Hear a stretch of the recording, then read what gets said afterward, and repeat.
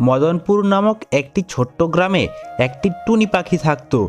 টুনি পাখির সঙ্গে সঙ্গে তার দুটি ছানা টিঙ্কু আর গুড্ডুও থাকতো।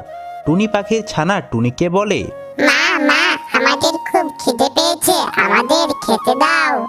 এই কথা শুনে টুনি পাখি খুব চিন্তায় পড়ে যায়, কারণ এই জঙ্গলের সমস্ত খাবার প্রায় শেষ হয়ে গিয়েছিল।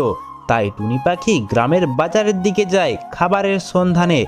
সেখানে টুনি পাখি একটা ফলের দোকান দেখতে পায়। টুনি পাখি ফলের দোকানদারকে বলে, দোকানদার, ও দোকানদার, আমাকে দুটো ফল দাও না, আমার ছানারা যে না খেয়ে আছে। তখন দোকানদার বলে, টুনি পাখি, আমি তো ফল দেওয়ার জন্য এখানে বসে আছি। দুটো ফলে 20 টাকা লাগবে তোমার। দোকানদার, আমার কাছে তো কোনো টাকা পয়সা নেই। টাকা না দিলে আমি তোমাকে ফল কিভাবে দেবো? তুমি যাও, টাকা নিয়ে আসো। তারপর টুনি একটা গাছের নিচে বসে কাঁদতে থাকে। তখনই ওই গ্রামের একটি ছোট্ট মেয়ে চুনি আসে।